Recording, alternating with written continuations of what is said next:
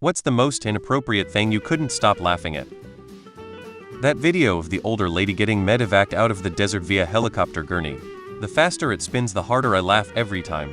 Hope she's okay. 3. My mom loved elephants, so we put her cremated ashes in an elephant cookie jar.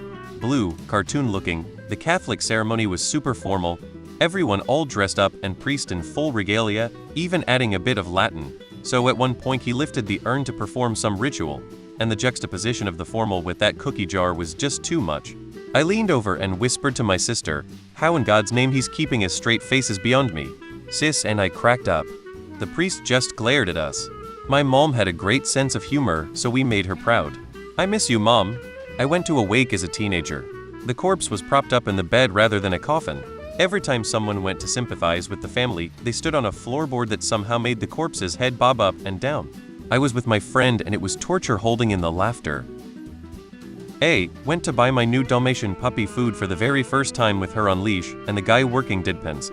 I used to own a Dalmatian. He was hit by a hearse on my birthday and died. I don't know if this was the guy's go-to line when someone brought their new puppy in, but judging by his expression in regard to my unmitigated laughter, I'm guessing he was serious.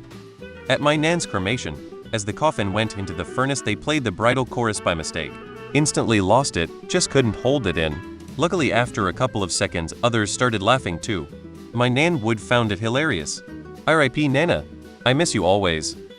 At the funeral of a family friend, where it was more or less well known that the deceased and his widow couldn't stand each other, and that she always denied him a divorce because, surprise surprise, she liked his money more than his happiness. That said, she made such a spectacle of herself on the day of, wailing, throwing herself on the casket, great heaving sobs with moans of "My dear darling husband, how will I go on without you?" that nearly everyone who knew them intimately were either cringing or trying hard to smother laughter. I had my face pressed into my balled-up jacket and my shoulders were shaking. People thought I was crying. I was, mind you, but only because I was laughing so hard. It wasn't funny, but I struggled to contain my laughter when I was at a church gathering during prayer. The preacher mentioned a friend whom he had lost. Cause of death: choked on a piece of fried chicken. At my grandmother's funeral, when the priest asked us all for a moment of silence to remember my grandmother, my 5-year-old brother, amidst all the silence and hushed crying, saw the priest lighting candles and started singing at the top of his lungs, "Happy birthday to you, happy birthday to you." He turned one of the saddest moments of my life into the funniest thing I've ever seen.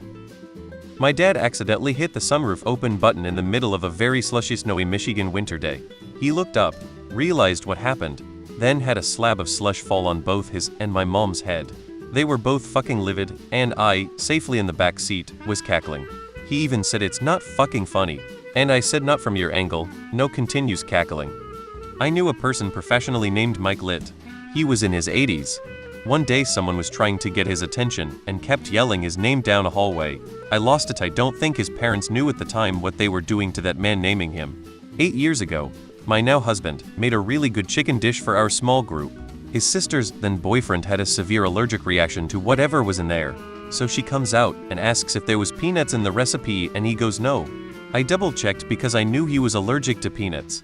Wait, does peanut butter count? And I lost it. I got the giggles and I couldn't stop laughing. I once was in the hospital when a lady came into a morgue who had nearly odd on something. She had lost complete motor function from the neck down. She kept screaming she's paralyzed and her life was over. It was brutal to watch. Then the nurses told her she's fine and once the drugs wear off she will regain all motor function just like last time.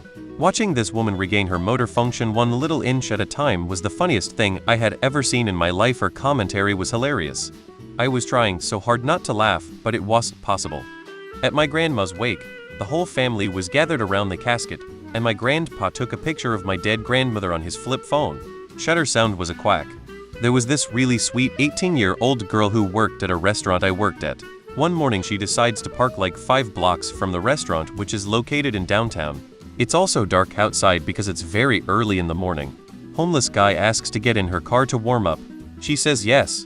Then it becomes time for her to start walking to the restaurant and she tries to kick him out, but he doesn't leave. So she calls our manager, crying, instead of the cops. Manager calls the cops and homeless man is escorted out of her car. This girl parked so far away because my manager had sent out a message the night before saying save the close parking spots for customers. But she meant like right in front of the restaurant, not all the parking within a fucking 5-block radius. She let the guy out of kindness, but I'm sorry, who the fuck does that? Could not stop laughing at this sweet girl's utter lack of street smarts. The Windows Air sound played in class, and one of my friends said, "Ah, fuck, who unplugged Stephen Hawking?" This was the same day he passed. Even the teacher was crying while laughing. Like, bro, his body wasn't even cold yet. Was in a group meeting at work. New adjunct manager was outlining some procedures he was planning to implement as far as expectations and requirements. He was drawing some kind of diagram, and sure enough he drew something very phallus-like. All I could see is that he drew a ball sack and dick on the whiteboard. I tried my best to hide my amusement. I had to excuse myself when he noticed my reaction. I was stifling laughter at this point. I was so mad at myself, unprofessional and all that, just made it worse. During my mother's funeral, the priest had a strong accent as well as a lisp. It was awful, and I was cracking up so much I had to cover my face. People thought I was having a breakdown from grief. Athith to Athith. My best friend was there, and when we made eye contact, we were both gone. My stepmother's mom passed away. My stepmother had her cremated. At the memorial service, my younger sister and I were sitting in the back row. I said to my sister, "I hear she's lost a lot of weight." To which my sister replied, "I bet if you lift that lid you wouldn't even recognize her." Our niece, who was 16 at the time, turned around and said, "Y'all need to behave." Was at my great-uncle's funeral 10 years ago. The funeral home that his service was being held at had a Wi-Fi network named Dead One Cent. Louis at its finest. My father committed suicide. A family friend didn't come to the funeral. He visited some time later and explained he was so grief-stricken that he just couldn't attend. But did say he felt so guilty I could have shot myself. Cue me falling off the couch laughing.